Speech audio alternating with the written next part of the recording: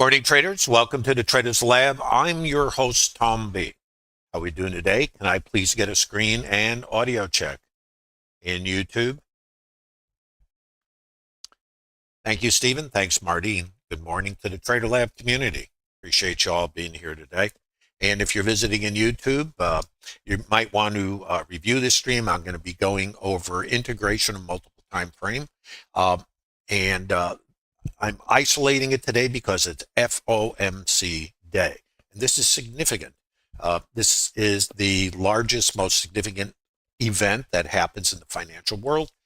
This is where, as you guys know, the Federal Reserve determines interest rates. But the thing that's the most important part of this is what's called the press conference that comes after the rate announcement. The rate cut, if you will, has been baked into the cake. What's important is forward guidance, and this can create outsized risk, outside volatility. I treat these days like two separate days. Pre-FOMC, tradable, auctionable, and then when you get a catalyst or an input that is unknown, it can create outsized volatility and risk because the market might reprice, and you're going to have news reading algos responding to almost every word that comes out of Chairman Powell's mouth. So we have to break this apart. So I'm going to focus on this morning and what led up to this morning's trades. Now, the other thing I have to always say and remind you is that what we talk about here is time frame specific, but it's specific to the individual trader. So when I go over this, I'm using a global approach, if you will, to how the market works, why it does what it does, how you might get in alignment with it with structured trades, and integrate Bookmap order flow tools to kind of see where the rubber meets the road. I'm using the volume profile and auction market theory, and the volume profile is really a chassis to overlay structured trades on. The business of trading is what Trader Lab is all about. It's not about being right. There is no right in the sense of the outcome of a trade. The right, if there is such a thing in trading, is the plan. And then having the ability to follow the plan and only execute trades that give you an edge versus gambling. That is where the potential to create sustainability is hidden. But is it possible that sustainability might be hidden in plain sight? We just don't know what to look for. That's why I created the Trader Lab, and that's why I'm here to help you get some insight into what the process might be that you can adapt or integrate into your current process. Now let's get going. We've got a lot to cover, and you may want to review this stream in the future or a couple of times because I'm going to do a deep dive into a high level overview and then drill it down into more micro structure. So top down, bottom up.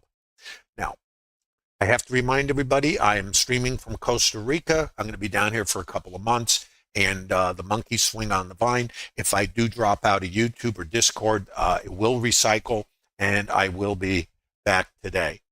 Stephen, a little slow today. Is YouTube lagging? I'm sorry. You want to clarify that for me? General disclosure. All Bookmap Ltd. materials, information, and presentations are for educational purposes only and should not be considered specific investment advice or recommendations.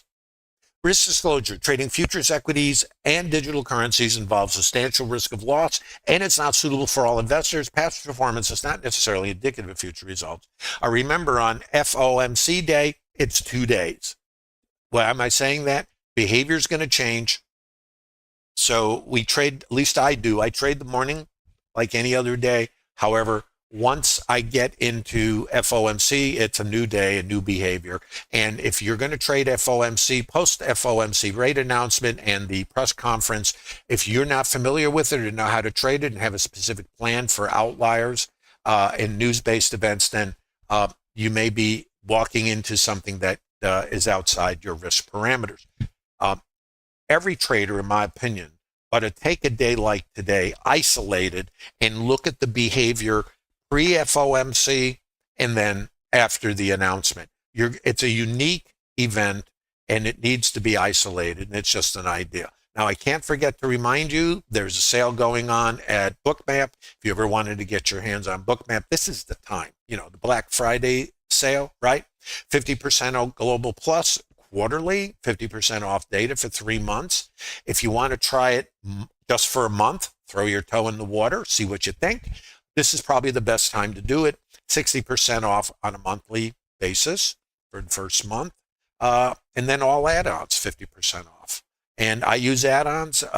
You don't, like everything, you have to kind of get your toe in the water. You can start anywhere. But if you were thinking about starting, up to you, but I wish I had a sale when I started. I just got my checkbook out.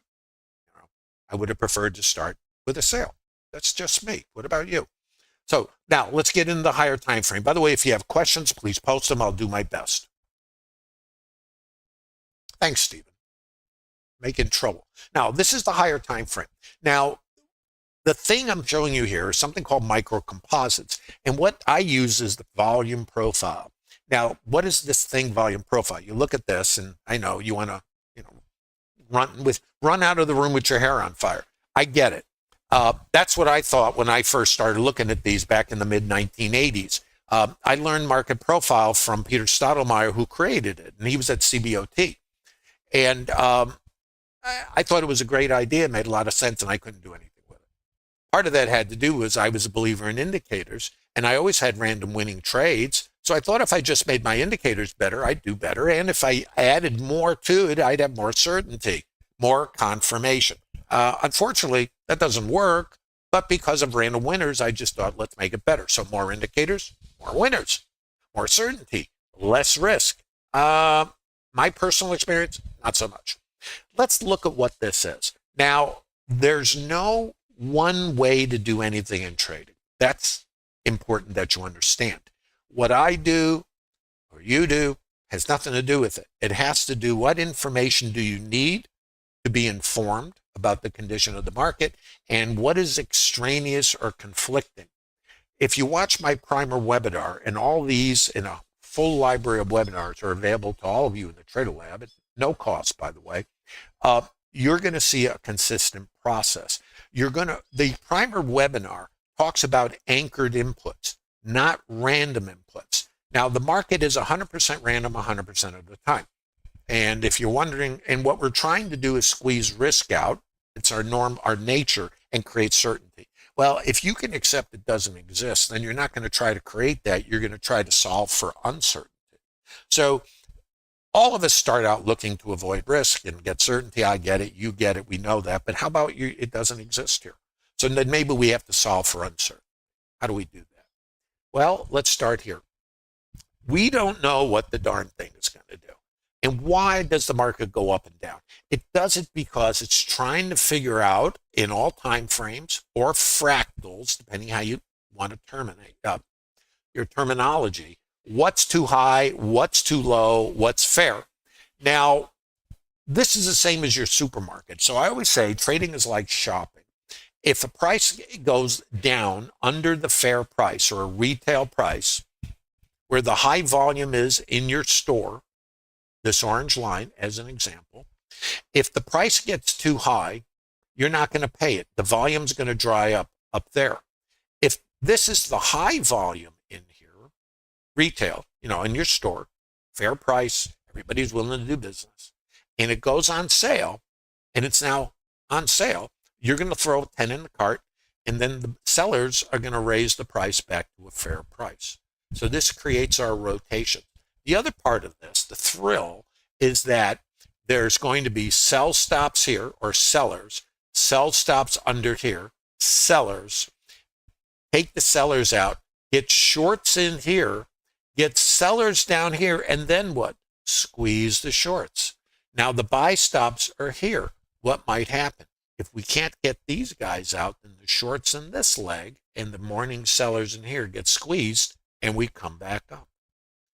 Now, here is high volume. And what is high volume? Let's remember, shopping. But here's where it gets interesting. It happens in multiple time frames. So what might be high volume for all the volume in these RTH days, as we go down in time frame, this was too high.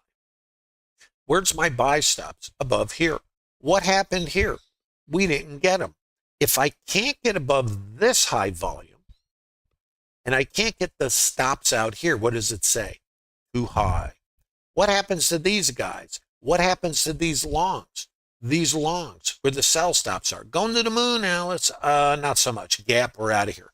Why does it go down? Sell stops, sell stops, sell stops. Down, down, down, down, right? And then it goes down. What does it do? Now we got shorts. Up, up, up. Where does it come back? The retail price. I'm not paying that. We're out of here. So longs, longs, longs, longs. Gap. Uh-oh. Out, out, out. And then down, you see? So the market continually is going up and down. I know. But why? Because it's a pricing mechanism. Now, let me take you. Why is this important? This happened. Let me just give you a date so you know. Gotta find it. October 27th. I'm looking at October 27th to relate what it might do today. Why? Because this is an auction, and we found all-time high, too high. I'm not paying that. Get out of here. Yeah, but it's on sale. You're out of your mind. Yeah, but it's on sale. No, you're all out of your mind. Let's come back. We're going to the moon. I'm not paying that. Out. Okay? So it comes back again. Now we have a little gap here, and this is yesterday. I'm not showing you today yet. Now, so what do we get? Gap. Where's my fuel? Well, above there, buy stops. Above here, buy stops. Above here, buy stops. And above here, this was too high, remember? Buy stops. So, what happens? Going up, going up. What's under here? Sell stop. So it rotates, you see? It goes around itself. So takes the stops out above here. There's stops under here. There's stops under here. There's stops under here. And there's shorts in here. Buy stops, sell stops, sell stops. Now, here's what's important. And this happened on Friday. You guys remember Friday, it was longs.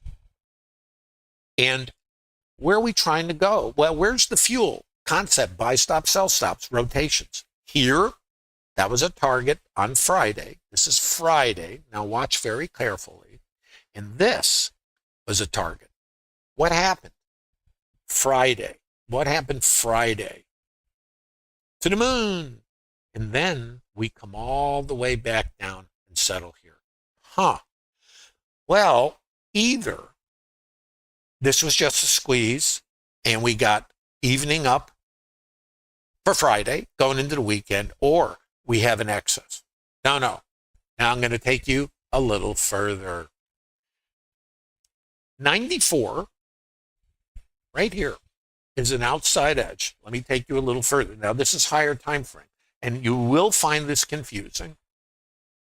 But what I'm doing is I'm drilling into higher time frame, because this right here, hard to see, but this here is an auction. So too high, too low, and it rotates in here. This is a shorter time frame of this rotation. So I'm breaking it down. This green line is high volume. What is high volume in your supermarket? Fair price. Well, I'm not paying it. Yeah, but it's on sale.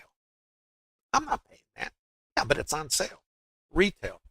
Well, if I break down and I get below here at 93.75, then what? Now here's what, and you got to take my word for it, and you need to come back and look at this in your own software.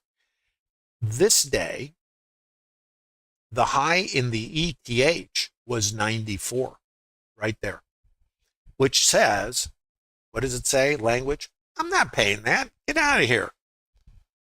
And we get below it. So in the ETH, I come back here. You got to be kidding. So what it does is, I know in the ETH, what was too high has been tested, and the market goes, forget it. And we leave. So what that tells me is, stops are under here, stops are under here, stops here, all the way down the food chain. So in this day, it was shorts, subject to the time frame you trade, okay? And now let's come back to the other aspect of this. Shorter time frame, too high. Shorter time frame, inside a higher time frame, too high. I'm not paying that. Tested in the ETH. You got to be kidding. We leave. Now, coming to all of these days, this is the retail price for all the volume. So I'm going from shorter time frame to larger time frame, and this is the retail price. Now there's something else. You go, yes, really? Yes. What happened yesterday? What did we do yesterday?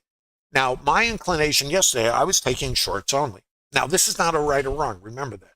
I am trading in alignment with what I perceive to be the dominant side. Now, intraday, it's going to run all over the place, right? What is this? 72. What was that? I'm not paying this. ETH high. What happens yesterday? You got to be kidding. Short. So for me, it was only shorts yesterday. Other traders in Trader Lab were taking longs. And this is not about a right or wrong. Inside of this, it's going to rotate and do the same process. That's why when you think of swings, on both sides of rotations, there's always stops. So what do we have here? The market went up in the morning. What's under those longs? Sell stops. If the market goes down, what's above the sellers? Buy stops. That creates our rotations. Then when we drill inside, then we're going to operate in whatever time frame fits our thing. For me, I only took shorts yesterday. And it was not an easy day because of the chop and the rotations. But my perception, and I have to stress again, this is not a right or wrong. This is an alignment business. So my plan was shorts. So I only took shorts yesterday, and I have no problem with that. Whatever happens, happens. That's trading. Now, let's look at what it means. Let's come back. If this is too high, this is too high, I have buyers here, which means what? So what happened here is too high, sellers, short covering, right? Sellers, short covering. So I get buyers in here, sell stops are here, sell stops are under here, and there's a gap. So for me, yesterday, I'm back in yesterday, shorts, and then what? Now what do I know? I got stops here. So now I'm going to come to today. And there's more, but I'm going to keep it as simple as I can. Where's my stops? It's under here. So the idea this morning for me was shorts only into the fuel. And because it's FOMC day, I know that we can balance out, which is often the behavior pre-FOMC, and then go into park. So everybody gets in the Barca lounger. This is the higher time frame overview. Does this make sense? And if you're visiting in YouTube, please give a like. I hope you're getting something out of this. By the way, I am in Costa Rica. I have to remind you, and if the monkeys swing on the vine, I'm on the edge of the jungle here. There's no stoplight. There's two roads. One goes one direction and one goes into it. That's it. The nearest major, anything by major, I mean, I think, there's about 2,000 people in this area. So internet is like, and power kind of comes and goes. So if I drop out, I have to remind you, assuming the power comes back and everything else, I'll be back in YouTube. It just has to recycle, so be patient. Post your questions if you have everything. Hold on. So for me, the orientation today is shorts. Doesn't mean not to get long, has nothing to do with it. Now, let me try to get reoriented if I can. Kind of hard to put all these pieces together. So now this is the higher time frame. Before I move on, can you see how the market might work? Not what it will do, but what information we can glean that might suggest that the shorts in a higher time frame have an edge. And part of it has to, and it's not that we won't go up and make a new all-time high. Nothing to do with this, because the market will change. What do we know? What we know is two things. Sell stops are here, and we know the market is short from yesterday. And if we get selling in the morning, we also know if we get the fuel out and there's no continuation selling, we can rotate back up. and squeeze the shorts. And then if we squeeze the shorts and we run out of buyers because it's just short covering, and don't forget about this, then maybe we're either going to go into park and slosh pre-FOMC, or we're setting up for a break lower. And I couldn't tell you. It's not my job. That this makes sense. Ragnar, these profiles are, I'm getting a question, good question. 1 week, am I using 1 week profiles? I use swings. Time is not part of the auction. It's not a clock-based thing. Now, everybody does their own thing. You know, you can use a week, a month, whatever, whatever it is. I don't, only because I'm interested where these outside edges are. If I use a week, that has nothing to do with the behavior. I have a gap down here. That's material. Also, we know that this is on the hit parade. Think of all the stops that are in here, under here. And based on the excess and what we know from back here, and that we couldn't get there, which is here. In other words, there's buy stops, right? Where that cursor, that line is at the top. It's if this, then that. If not, then what? Now, I got the stops here. The market tends to go up, to go down. And to answer your question, I don't use fixed time in anything. I use participant behavior. This is kind of what the auction is about. It's not a weekly this or that. You know, it's not imposing a constraint on the market for me. It's more evaluating the participant behavior. So participant behavior can happen in seconds. It can happen whatever it is. So the fact that we have a gap is a material event. We had demand here. We couldn't even get back here. In fact, on this day, I remember it opened higher, gapped, couldn't fill the gap. Demand is here. And then all these pullbacks, you can see there's stops under here and demand. Well, if we can't get going, who's vulnerable? These guys. So that gives me and what else? Too high, and yesterday, too high. So far, everything says to me, potential to go south, but it doesn't mean we won't rip these shorts out and it can do anything. Anyway, time is not part of this for me, and it could be. I'm going to add one other piece here for this, just to make it nutty. Now, when I'm showing you, and I'm spending time here, and I will show you trades from today, but I think this is so important because traders need to start at a high level. And if you get myopic, and because we're day traders, we're all hung up in rotations and microstructure.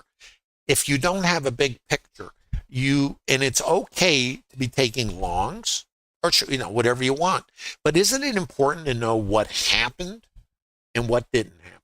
What didn't happen? We didn't get the stops. What does that say? The shorts are safe so far. Who's vulnerable? The longs. That's what I know. How it's going to get there, will it get there? This is not my job. Okay? I can be long, I can be short, I can do whatever. I can trade both sides, it doesn't matter. But I need to remember what's going on here. Now, in this intermediate time frame, which is what this is, these are daily RTH candles. In this consolidation, swing high, swing low, this is the high volume. Remember your store, a fair price. I can slosh around high volume. This is high volume. Why? This is fair. Well, as I go outside, if it gets too high, this can be unfair. If I get too low, wherever it is, depending on time frame, I can find unfair. And I can rotate in all time frames. But as I go up in time frame, this is unfair. So this might be too high, and it may set up taking all these guys out. Remember how the market works. The market goes up to go down, and it goes down to go up. It also trades into the fuel, and that's what we did this morning. Now, I'm going to add in another piece. These are called volume points of control, naked volume points of control. So higher time frame, retail. Now, there's no precision. This is like, now I'm out of here. So now I'm going to go down in another piece. These yellow lines are each of the high volume for each individual day. So this is high volume for this whole thing. micro composite, intermediate time frame. And then these yellow lines are the retail price for each individual RTH session. So what you see happening here is as we're going up, the yellow lines are moving higher. That is saying that we are accepting higher prices. When we start breaking down, you're going to see now this is starting to move lower. Now here, we're right in between. But what did we do? This, in the intermediate time frame, is too high. So now, coming to today. This is the retail price from yesterday. We closed down here and had something called a neutral day. Neutral means both sides active. We did the squeezatoria in the morning into an outside edge. Sorry, Charlie. Remember Charlie the tuna, which were where my shorts were taking place, and then to take out the longs. This morning we did the opposite. We went down. We got the stops out there, and now the shorts are getting squeezed, and we're coming back. So here's what can happen. We can come here, or we could do whatever. Not important, because we tend to balance out. This is the lay of the land. Now, today, the current retail price is here. This is the highest volume. Yesterday, this is the retail price. This yellow box, I'm going to show you this, is called the value area. This is where 70% of the volume took place. When we opened today, we opened right on the edge of yesterday's low outside of value. What that suggests is the market's out of balance and we can potentially go down first. So that set up the first trades for me, which were shorts. Now, before I move on, do you have any questions about higher time frame? By the way, this is not something you're going to get in 5 minutes. It took me years. And I think that's because I'm a slow learner. And I had to unlearn what I believed was the right thing, which is my indicators, because they were right. They had winning trades, you see? So I did is I added this to my indicators. And what I made was more noise, more conflict. And what I found, and it took me a long time to throw all my indicators away. Now, when I say indicators, I'm talking, everybody, you can use whatever, but for buy, sell, or, oscillators and all this kind of stuff, and moving averages and trend lines, I don't bother with that. Most of that stuff is all hindsight, and like an oscillator is fine, but what time frame are you trading, and what do you do with that? And it's a lagging. So when I learned order flow, I had a hard time with it because I was trying to read the DOM, all those flashing numbers in the limit order book, and it just drove me nuts. Bookmap came along, and it was like, oh, a visual representation. I don't have to watch the limit order book. I can start seeing it here. So that's kind of what got me into Bookmap. This is maybe 10 years or so ago. So now let's come back. What do we know? Now, let's remember, what do we know? Yesterday's retail price is here. That's it right there. We checked it in the ETH high. Is it possible that that's too high? ETH high. Maybe it's too high. Now, I don't know. Not my job. Right? Maybe it's too high. Now, the ETH low is here. This is yesterday's low. And this is that previous low on the outside. I think this is, let me make sure I got the right one. Stops are under here, which is around 34.35. So where is it? Here. So this and the ETH low were my targets for shorts, okay? And then you had yesterday's low. Who knew? Now, so far so good, guys. I hope this is all right for you. I'm trying to cover a lot and try to keep you from hitting your head on your desk. So now let's get into the RTH open. Based on what I know, now let me get my context grid sheet out. This is available to all of you in TraderLab, and there's no cost for TraderLab. Please give a like, by the way. So we're opening RTH open. Let's find it now. Somewhere over here.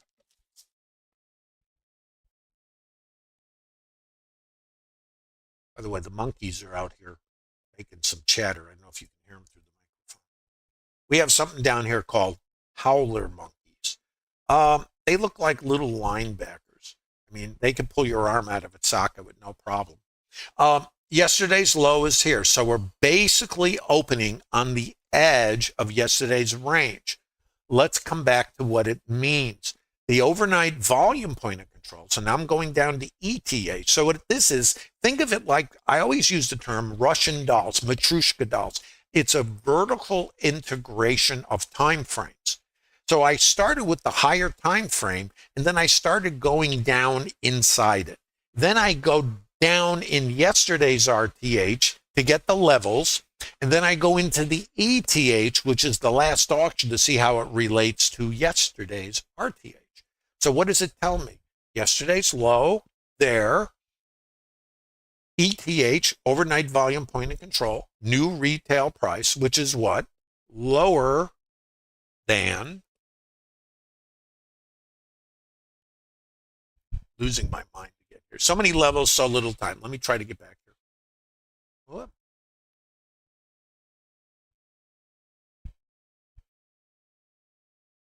Yeah, here. So this is the retail price from yesterday, closed on the low. See you later. ETH high, maybe too high, because what is this? It's like, what do we think of this? Remember shopping? Nah, I'm not going to pay that. What was a fair price yesterday might be unfair today. Okay. ETH, what's this? Fair price from the last auction.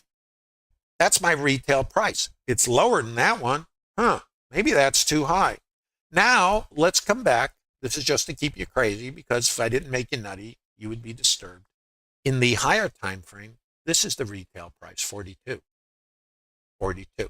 So this is balance in a higher time frame. And then as I start going down into shorter time frames, balance is located in different areas. You're going to find it confusing. Don't worry about it. If you're not confused, then you haven't been trying to learn how to trade. Uh-oh. Push the wrong thing and bad things can happen. Hold on. And there's another piece I have to give you. Something called value area. Value area low, value area high is where 70% of the volume took place yesterday. Now, we pull out our grid sheet. This is all before the RTH open. If you're not preparing this way, you're missing a lot. Ragnar, I hope I answered your question about the 1 week. No, it's swing based. So we're basically opening on the edge of yesterday's range. RTH open. Whoop, somewhere. There. Okay. Yesterday's low. Call that the edge of range, outside of value. What does it mean?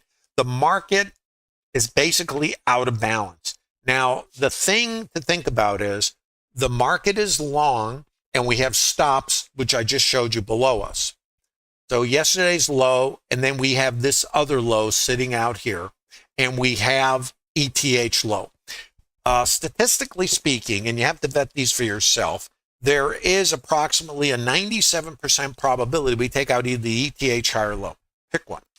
There's also an 87% probability we take out the previous high or low. Well, this is not a stretch. What do you think? There is the overnight volume point of control, 80% probability, wherever that went, there, not material, right? And we have the ETH low. So based on the condition of the market, I'm looking for shorts starting out. And it doesn't mean anything more than that. I really want to stress, I put a trade out, I take a stop, I take the next trade. Am I okay taking a stop? Yes. Do I like it? No. Who likes it? But here's the thing. We're in a business. It's called overhead and cost of production. If you have a statistical edge, which you must know, then if you do, then you take your trades. And it's a random distribution of outcomes. When I talk about my primer webinar, it talks about anchored inputs. All of this basically take a dump truck of indicators and throw them together to try to get rid of risk and create certainty, right? If you use the term confirmation, you're already on the road, I think, to trouble, because you're not accepting psychologically that there's no certainty. Now, you can create process and structure. You know, here's my structured trade, here's the location, here's my trigger, It's not certain. There's no confirmation. You put your trade on. Where does the trade fail? That's where your stop goes. How do I mitigate risk? I have to get risk neutral. Do I have a process for that? Do I know where my trades show up, and do I know if it has a statistical probability that favors me and not the other guys? I'm still going to take stops. The casinos are doing the same thing. They use anchored inputs. They're not putting a smorgasbord of indicators in their game. They play their games very simply with anchored inputs. There's 34,000 views of this primer webinar I did. And the reason I think it's popular is because this is simple. Trading is not complicated. And you're going to say, gee, it's very complicated. I'm going to say, no, it's not complicated. But I'm not saying it's easy. What I'm saying is it's random. And you have to differentiate randomness from complicated. Trading and understanding how the market works, if you do the work, is not hard. What is difficult for us is operating in a random environment where we're putting ourselves at risk. And we have to put these trades on when the risk is substantial. If we're waiting for confirmation, we have the same risk, but we have much more risk because now we have more range because we're looking for certainty. And most of us at some point want to be sure. So you bail out of the trade when it starts rotating against you, and you put the trade on when you're sure it's going to work.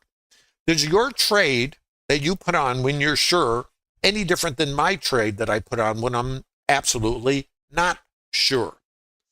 You see, they're not. You can't be sure, neither can I. So which way is it better to trade? When you're less sure or more sure? Statistically, is there a difference in the outcome? I'm going to suggest there isn't. Now let's come back. Just giving you something to think about. So we open here, and here's the thing. Let's look at our grid sheet. What are we doing? We're out of balance on the hair of range. What does it mean? Two possibilities. Down in continuation from yesterday. And what does the market do? The market goes up, which was to 72 yesterday, to go down, which was yesterday's RTH, neutral day. And then what do we look for this morning? Maybe down to go up, to go up, to go down. Now, so if the market's out of balance, and balance is value area, that means then we can sell it, maybe, until it comes back in here. So in the meantime, short for me, and other traders are going to take longs. I just want you to know it's not material. I'm only giving you an idea. And now I trade both sides, but for the stream, what I have found for me and for developing traders, and I've trained a lot of traders over the years. I coach them individually. I sat on the trade desk. I managed money. I was a fund manager. I've done a lot of things over the years. I started in 1980. Unfortunately for me, there were no off-floor traders when I started.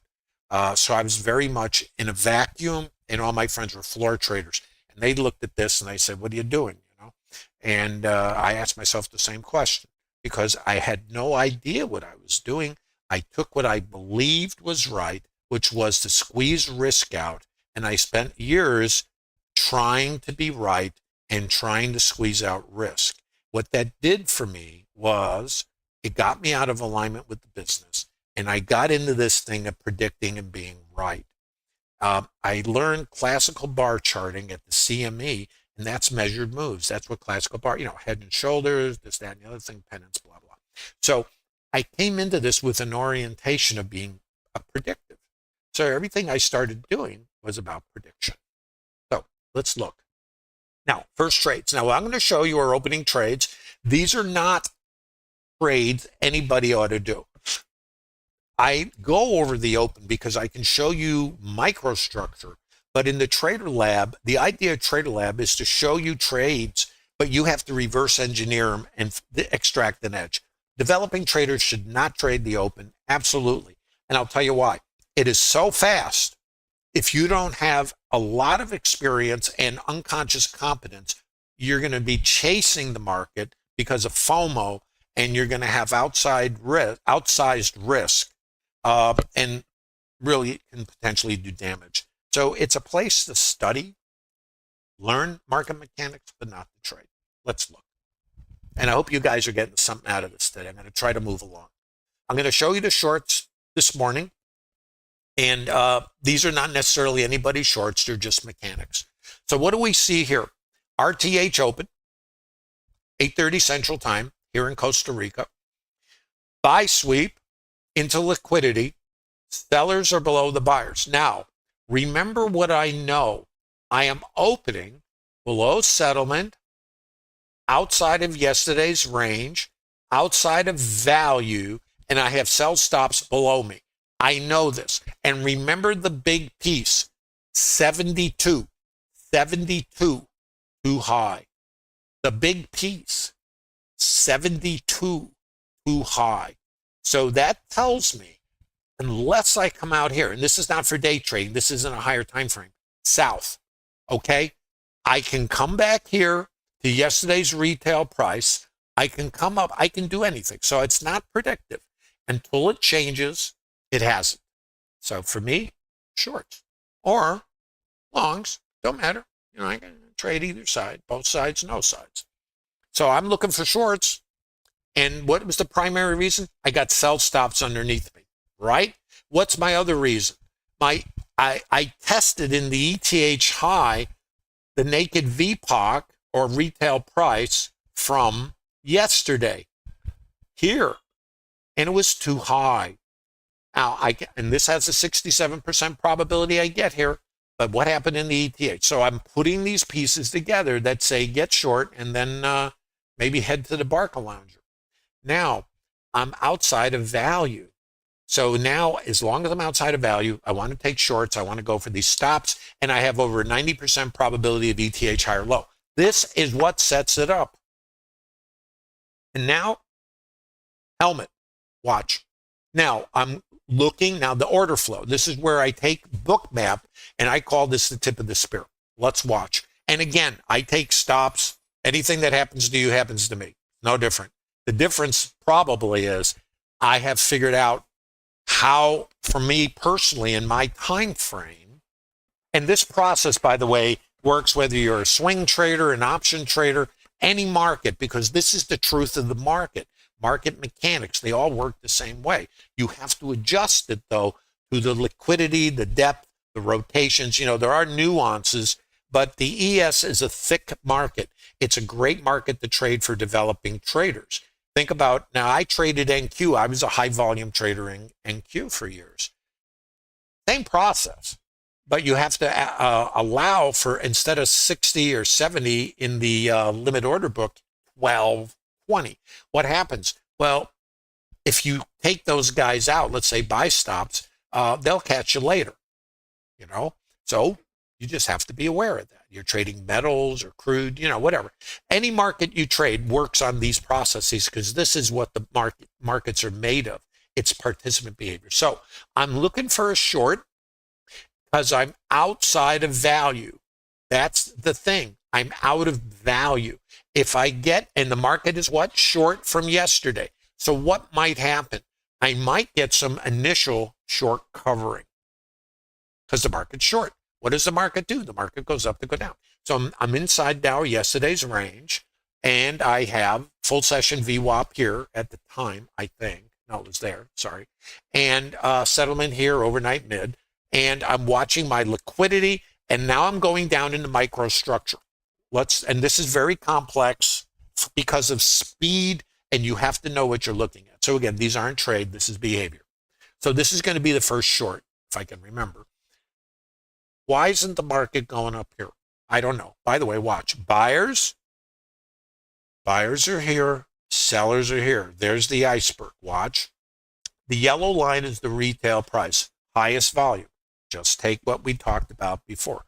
Overnight volume point of control, retail price. So the possibility is, if I'm out of value and the retail price from yesterday is above me, that if I come outside, I can do something called mean reversion.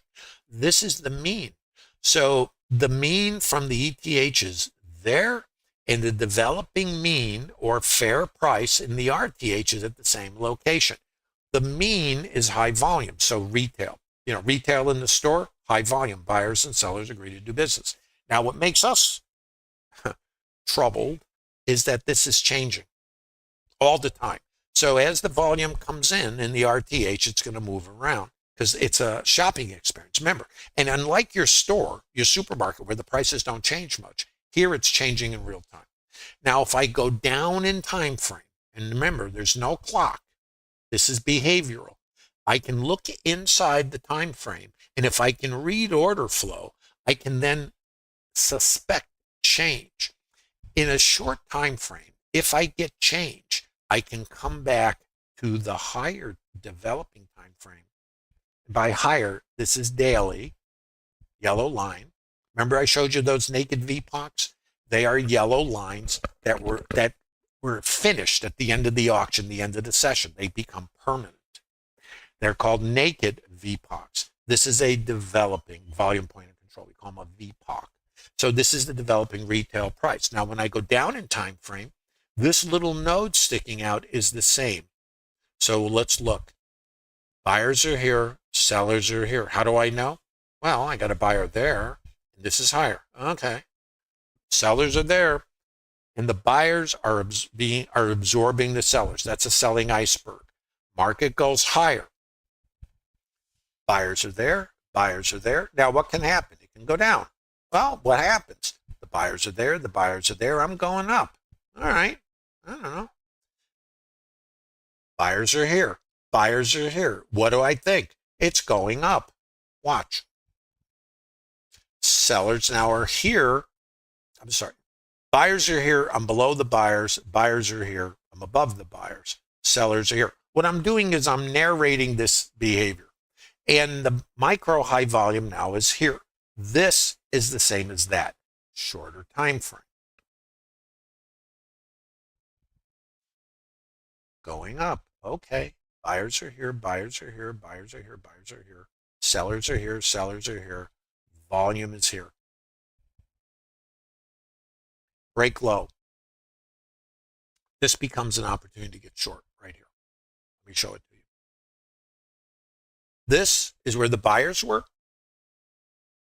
Short is here. Now, microstructure, not anything anybody ought to do.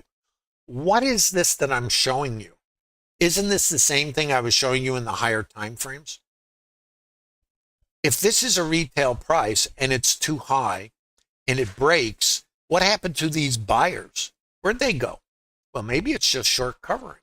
There's my icebergs, and I don't know until it breaks. Now the sellers have taken control. This is now the retail price in the developing time frame. So in the microstructure, this, you might find this too nutty, like too much minutia, but this is how you might read the behavior.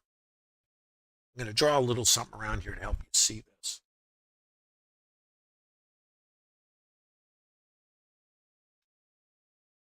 So it's really here. So this is what you have. You see these buyers? That's why it goes up. Why does it go down? You got your sellers. Do we know which way? No. Break here. Now this is the retail price, and this is maybe, because the buyers were here, now it's too high. I can sell this. I can put my stop out here. And now I'm trying to come across the range. Why? I got stops below me. And why else? I'm out of value. And I'm just flirting with yesterday's range, and I'm looking for sellers. Watch the behavior. Where's my resistance? This area. So I'm just going to show you. So even if you're not getting short here, you can look where the sellers took control, which is here, and the buyers were here. And why didn't it go up when you see this bubble? It's because there's a seller here, passive seller. So think Pac-Man. If you see an aggressor, it's buy stops, market orders, aggressors. Well, too high, I can sell this. My risk is out here, not there, here. Watch. What is this? What is this? If that's too high, I'm now going into a higher developing time frame. If that's too high, remember how it works. I'm not paying that. Microstructure. I'm not paying that. I'm not paying that. Sellers get below the buyers. Developing retail price, daily time frame. Buyers are here, going to the moon, except I got my sellers there. And now maybe this is too high. Buyers are here, bid VWAP, sellers get below. Liquidity interacts here. Let's see what happens. Here's the possibilities.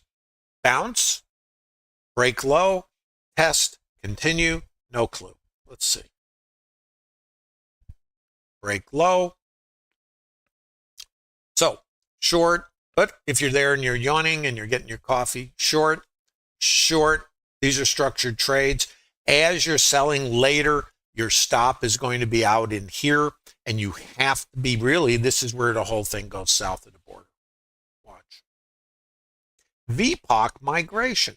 This is a Trader Lab structured trade. These are all shorts. You could learn these in Trader Lab. Now, it doesn't mean you're going short, short, short, short. If you understand market mechanics, you'll know right here the sellers took control. Buyers got absorbed. Where do I come back? Right there.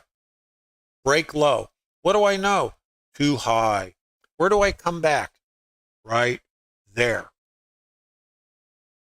Okay? All shorts. Watch. VPOC migration. What is this? I'm in multiple time frames. This is the developing daily time frame. And this will make you a little nutty. Think Matryoshka dolls. You know, multiple time frames, a vertical integration of time. So I'm trading multiple time frames inside each other in a vertical integration. I hope that makes some sense. Too high? I'm not paying that. You ever said that in the store? Well, that's what these traders are saying. You got to be kidding. Well, what do I know? Well, I don't know what it's going to do or how it's going to do it. I know at 35, I've got stops, and I know the ETH low has over 90% probability. Let me ask this astute group of traders. Wouldn't you use statistical probabilities based on the condition of the market to trade towards this? So when I'm putting a short on, whether it's there, where am I going? Trying for this. And I don't know. Remember, clueless. Not ignorant, clueless. Why am I clueless? I can't predict anything. I'm in an environment that's 100% random 100% of the time. But what else am I? Experienced, and I understand market mechanics, and I also understand I can't predict anything. It's very important you understand this is not a business of being right. It's a business of alignment.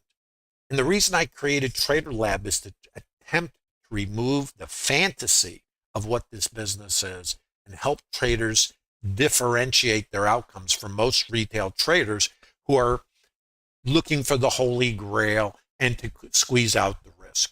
Let me tell you how you deal with risk. It's statistical probabilities. Casinos deal with risk one way. They only play games that have an edge that favor them. They don't change in the games. They don't respond emotionally. They expect to pay the gamblers. How can you conduct a business and not have expenses? So this thing about right, wrong, and getting your validation and your self-worth about how smart you are, this is not the place to get it. This is a business of statistical probabilities and discipline to execute your game. If you play blackjack, and let's say you're a casino and you're playing blackjack, and somebody walks out with a suitcase with $100,000 in it, are they going to change the next hand? By the way, do they have any control about anything other than how they play that game? They don't control the cards, and they don't control how gamblers play the game. So, right? So what makes you think you could control anything other than how you play the game? So the thing is, most of us, because we're all risk adverse and we're wired for that, it's just our natural wiring. It's why we survive as a species, avoid risk, saber-toothed tiger behind the rock, forget it, I'm out of here. Well, that doesn't work here. So we have to, instead of that, avoiding risk, we have to embrace an understanding of risk and how to make risk work for us. It's no different than owning a business where you have to pay your bills. Here, because of the time frame and the compression of time, we're paying bills all day. And if we lose control of ourselves, we're going to pay more and maybe put ourselves out of business. Casinos don't lose control. They just deal the next hand, because even though they pay the gamblers, they know to get the yield and the edge, the only way they get paid is dealing the next hand. And for us, that means taking the next trade. So let's watch. So this is the retail price, 90% probability to get here. Now remember, the market always rotates. Why does it do this? Market goes up to go down, goes down, it rotates, goes up to go down to go up, goes up to go down to go up to go down to go up, down to go up, down to go up, down to go up. Now we get VPOC migration. Here's the possibilities. Breakdown or cross. If I cross, this now becomes resistance. And one other piece that's very important, and I encourage all of you not to forget, if we go down first, what is sitting right here? What is this right here? Let me tell you what it is. Opening swing high. The market goes up to go down, and the market goes down to go up.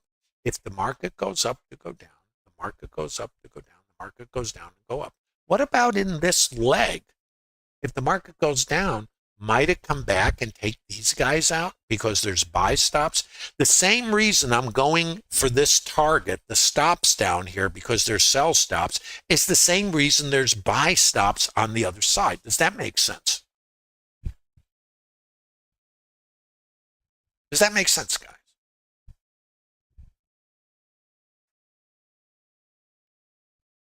How are we doing in YouTube? There's a little delay in YouTube, but give it a like. How about a thumb up? Hope you're getting something out of this.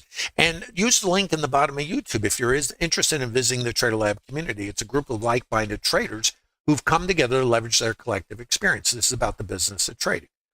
Sorry to say, there's no holy grail. Doesn't exist. And you go out on YouTube and Instagram and influencer world, I'm going to say most of it's nonsense, just a personal opinion. And if you're spending your time, effort, dollars in chat rooms with the only one thing you need, if that was the case, I would have been there myself, and we'd all have an ATM in the basement.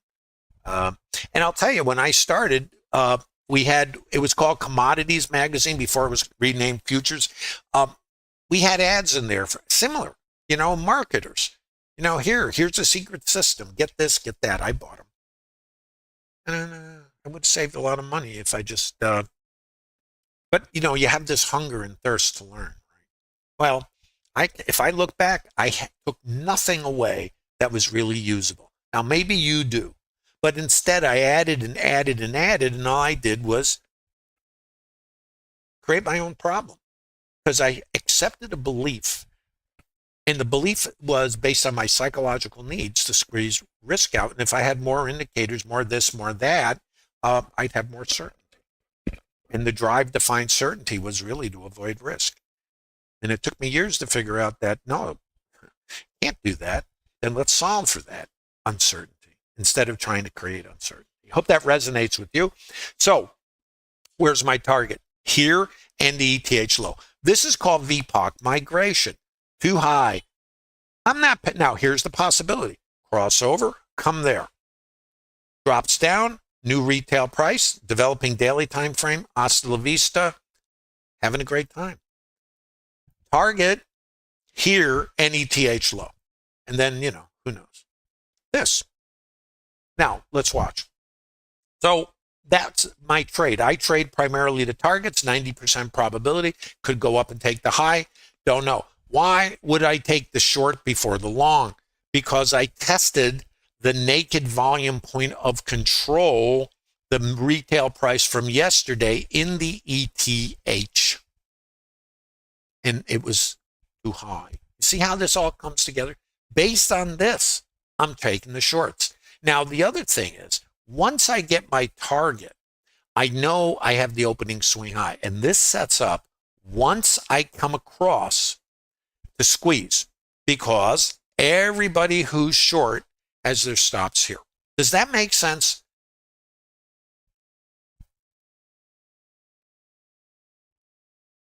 By the way, don't forget, Bookmap has a Black Friday sale going on. Just have to say, If you're not aware of that, don't miss out if you ever wanted to try Bookmap. So this is let's look at the liquidity, what it says.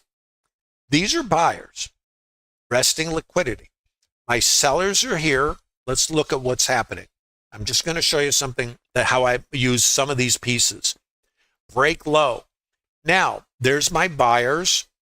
Sellers are coming out. See the sell stops. Thanks for playing. They get a coupon to the buffet.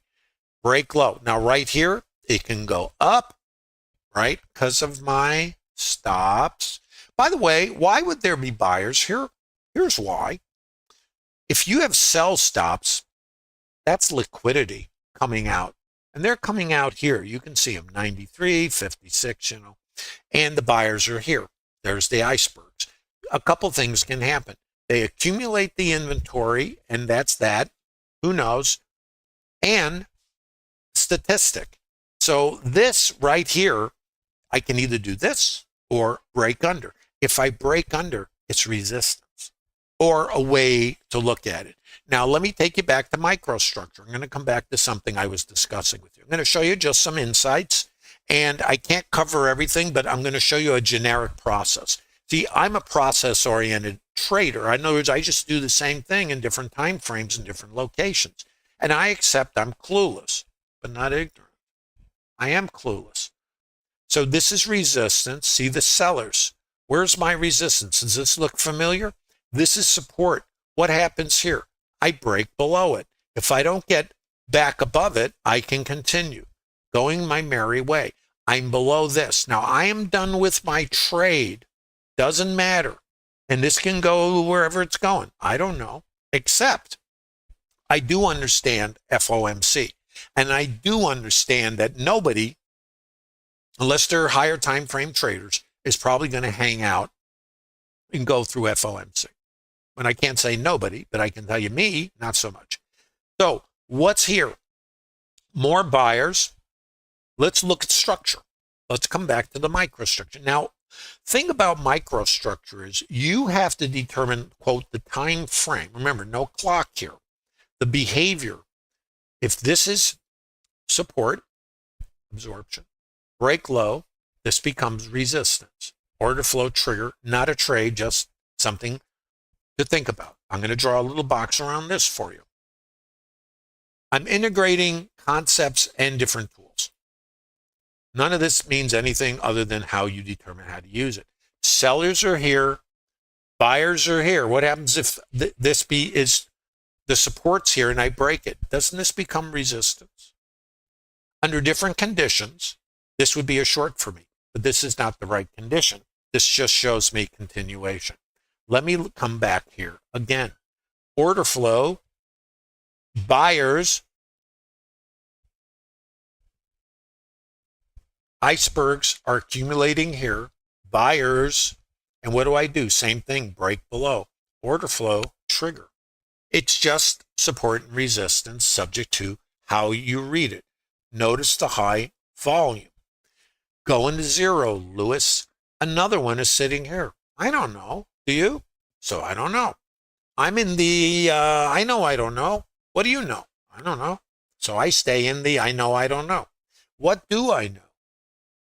Buyers were here. Sellers took control. So this is resistance. Let me show it to you now. I'm in a compound state here, so try not to throw yourself out the window when you see this. So this is resistance, break low, test, resistance. What about this? Buyers were here, broke low, resistance. It looks like this. Where's my high volume? Retail. It's there. No clue. So if I'm doing this, this is my resistance going to zero. Why not? This is resistance. Now this is support, which I don't know until hindsight. So I have resistance, resistance, support, looking for it to go to zero. Let's look at change. Uh-oh, see the change? So what happened? Resistance, order flow, sellers, sellers. What happened down here? I don't know. Absorption, there's my sellers. Now I can't tell, there's buyers here too. I don't know. I don't know. Do you? I don't know. If you know, look me up. we'll talk. Resistance, still there. Buyers are absorbed. That's why it goes down. So I got buyers here, sellers there. Right here, right there. Looking for it to do what? And what did it do? Opposite. Where do I go? Now I have high volume. Think about those VPOCs that I talk about. This is what I call a microstructure. It's the same concept in a shorter time frame. Matryoshka dolls. Too low. Break high. Now I know trouble, and here sellers are in control. Trouble. Cover if you're holding. And don't forget, for me, done right here.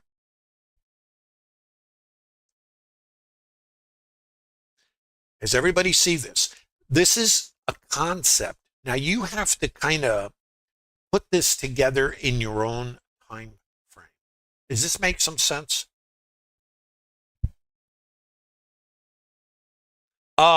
New zero are yesterday's high low places to take trades at. Not for me.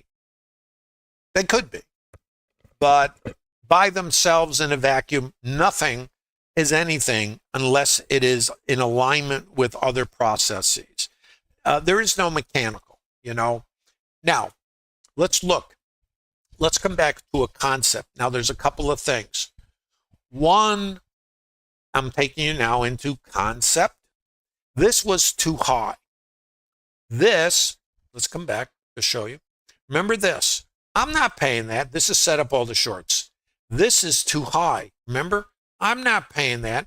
So sellers were here, the variable high volume node, and sellers were here. What else do I know? Everybody who's short in this leg has what? Buy stops here. If I have buy stops there, I can anticipate, but not predict, that these shorts who have the buy stops that are trailing become buyers. So the sellers become buyers and the buyers become sellers. Does this make sense?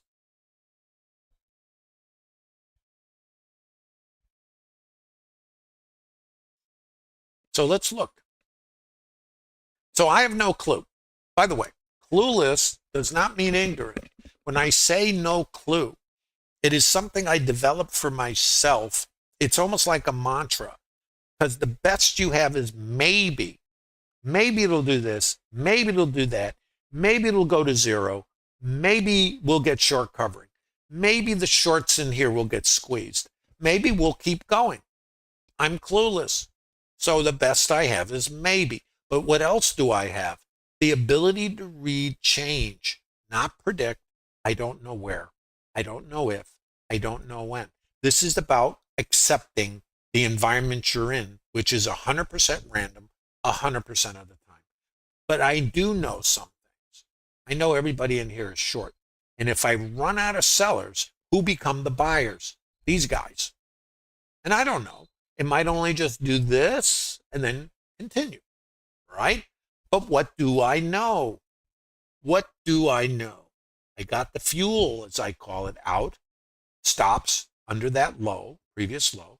I got a 90% probability target, and I went beyond it, which is part of the thrill of randomness. And now I see change right here. So I can be out. In other words, if I'm thinking about shorts, which is my trade for the day primarily, then I'm only taking shorts based on that higher time frame that I covered at the top of the screen. And this is not about not taking long. I tend, and I'm only talking about TraderLab. I trade both sides. But for TraderLab, is it better to have an understanding of what might be a dominant side and then extrapolate that dominant side and trade from that side? And then when you get a change, cover and stand aside for the next trade that might align with the dominant side. And if that dominant side changes intraday, you don't take a trade.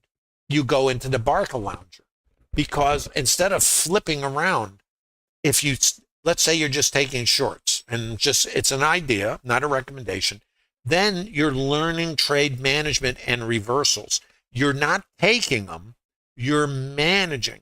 You need to first understand how to manage a trade before going short, long, and we all have FOMO. We all want to go, oh, I want to buy it. I want to, that is not going to keep you in the business. If you can't trade the dominant side as it's defined, however you do that and be able to define it, you won't be able to trade both sides. You got to try trade with one side, in my opinion.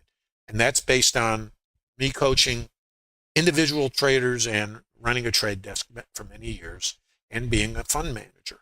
It's just what I've observed. And I'm telling you, my own mistakes were trying to trade both sides. I did all this myself. All the things I've done, you've done. I just stopped doing them because they didn't work. But everything worked randomly, so I kept doing it. Everything works. Gamblers have winning hands, but they don't have an edge. Buy stops are here. Remember who the buyers are, the shorts. Now I get new longs. Who's going to become the sellers? The longs. Watch. Now, yesterday's low. I'm back in range. Okay. Opening swing high. Thanks for playing. They get a coupon to the buffet and the cocktails. You ever go to casino? Why do you think they give you the cocktails and a ticket to the buffet? Thanks. Come on back. Value area low. What is this? Outside edge of a fair price.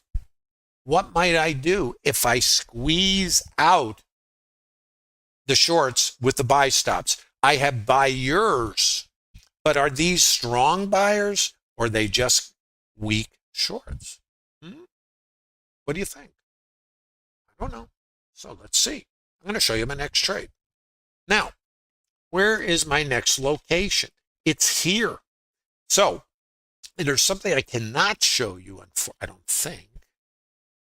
We have something called a low volume node from the ETH. Remember, these kind of piggyback on top of each other. The low volume node outside edge was in this area. If I come up into this area and I'm outside of value, remember, I'm out of balance. What I perceive, right or wrong, it's not right or wrong, is that I'm squeezing the shorts, and I'm going to squeeze some of the shorts from yesterday.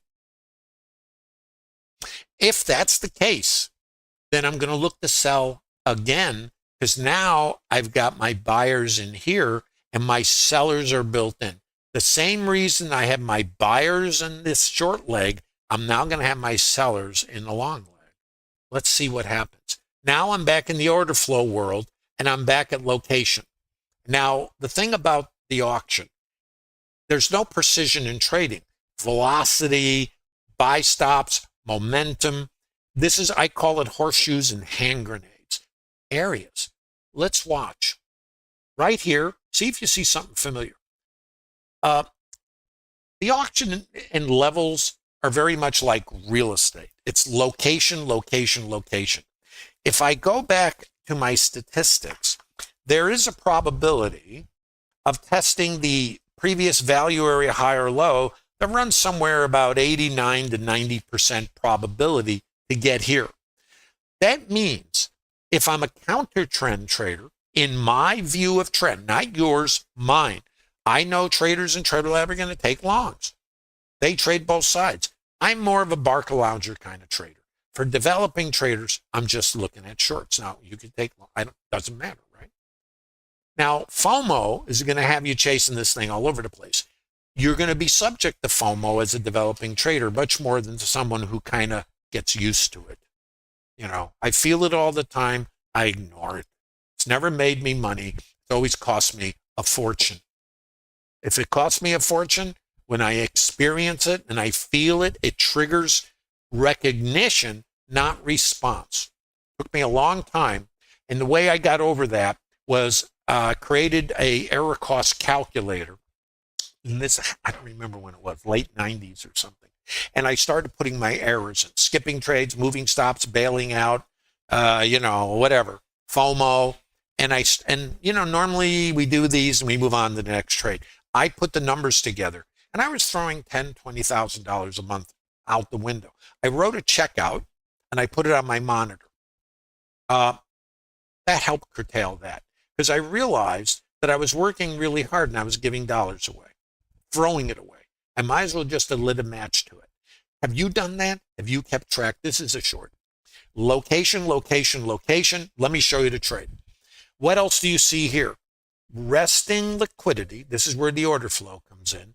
location, location, location. So I don't know. I'm going, location, location, absorption. Sellers are here. What do we know? Buyers are here. Sellers take control here. Let me throw a little something around here for you so you can kind of see the structure. Now, the structures happen everywhere. Here's what's important about this. Location. What's my location? What was my exit on the short? Overnight low, 90% probability. What about this thing? 90% probability. I think this might be a spot to look. What happens? Buyers going to the moon. What's here? I don't know. When I see this change, let's look a little further. Let's now look at the micro high volume structure. Here, break low. Buyers were here. Sellers are here. Resistance. Order flow, trigger, resistance, high volume, micro high volume. This sets a short up. Resistance. Now, the idea of this is to come here. Now, let's look. Now, there's something else you need to know. And this is, if you're in Trader Lab, you would know this. We are all risk adverse, right? Right? Okay. What do? We micromanage. We put our stops here, right? That's what I would do. Oh, I'm going to put a one tick over this. Let me ask you a question for this very astute group of traders. If you put your stop there, you think anybody else is doing that? Write this down. Think like a retail trader. Don't act like one. You know how you always say, like you're a victim? Oh, they went for my stop. Is that in your language? Have you ever stopped to consider nobody went for your stop? It's where you put your stop. Because if there's a pile of everybody who got short here, the stops are here. What might the market do? If I get sellers in here, which you can see them, then the market can rotate and take this out. And then the icebergs who are active up here can just go, oh, really? Have some more. So from my own experience, I don't do that. I'm going to look outside. And I'm going, the sellers are here. And look what just came in up here. More liquidity. I'm going to put my stop there. And it doesn't mean I don't get stopped out. What I have found is being risk adverse, which I am, putting my stop here is like throwing dollars out the window. Watch. See? What did it do? What did it do? Right there. See it? I don't put my stop there. I can enter here. I can put my stop there or out here. Up to you. I can enter there. I can enter there. I can enter there.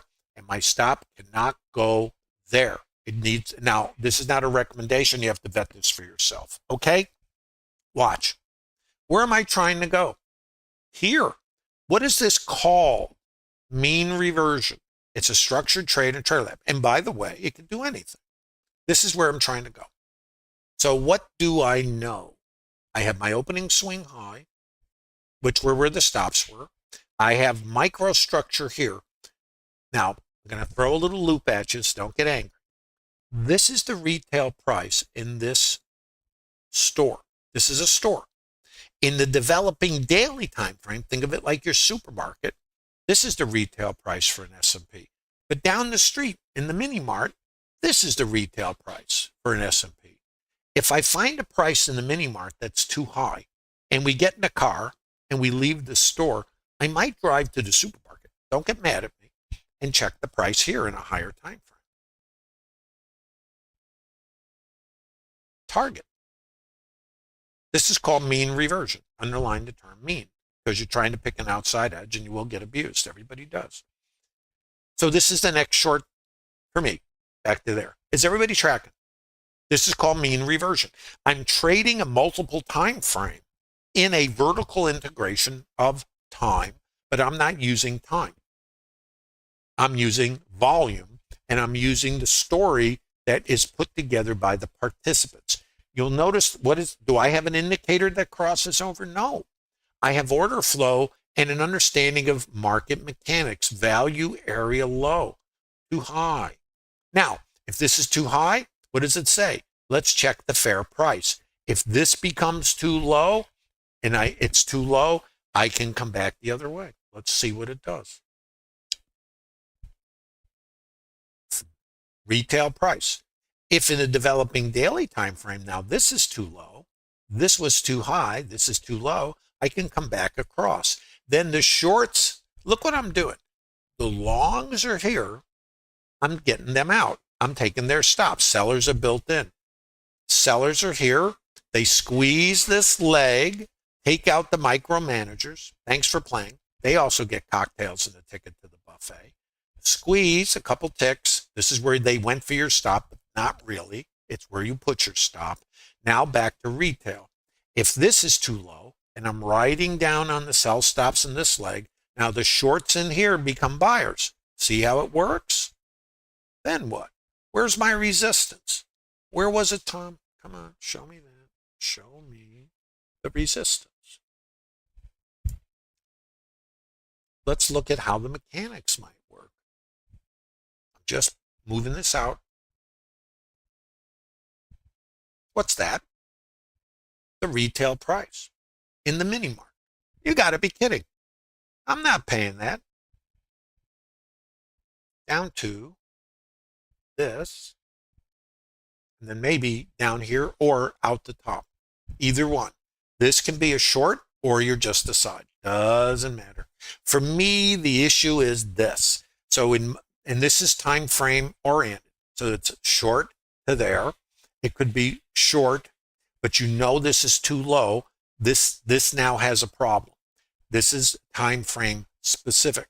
If I get in here, then I can come out and get inside of the value area. So this becomes risky here.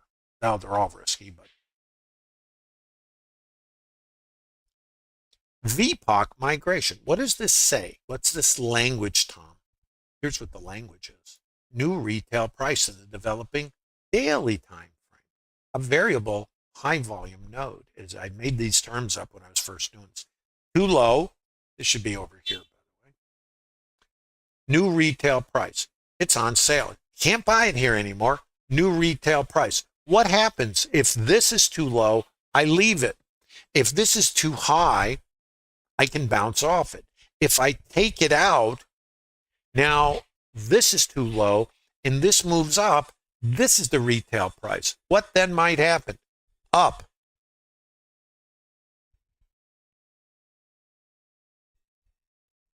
Where to?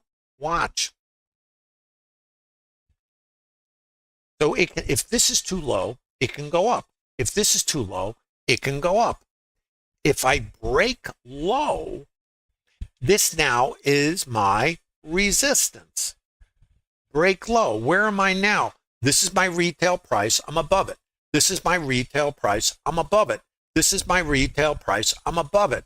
This is my resistance. No clue. I break below this high volume. Here, it's support. I go above it. I got resistance. No clue about this. Break low. My buyers are here. My buyers are here. My sellers are here. I'm not going up. Break. Support.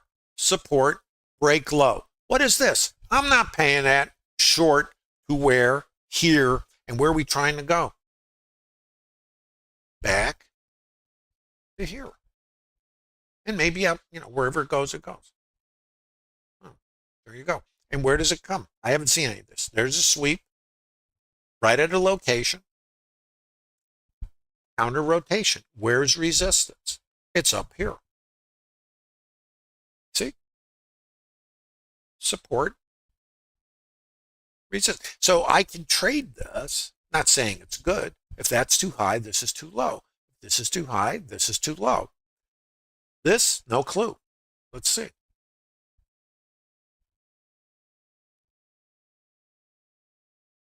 Now it's two-sided trade. And don't forget it's pre-FOMC, which we anticipate two-sided trade. Hope you're getting something out of this, guys. I just wanted to show you multiple time frame integration. And now when you're, quote, day trading, you're operating at this time frame.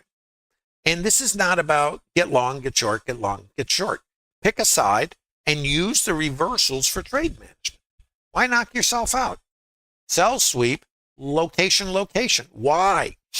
Because this is too low. Now, if I get under it and I can't get above it, we can go. Have questions? I'm running out of time. I got 5 minutes. If you're interested in these concepts and learning the business of trading, then I invite you all to come to Trader Lab. There's no cost for it. You won't be solicited or otherwise abused. Where's our retail price from yesterday? Here, 67% probability. Does it matter to me? No. But do I understand if I come back in here that I can come there?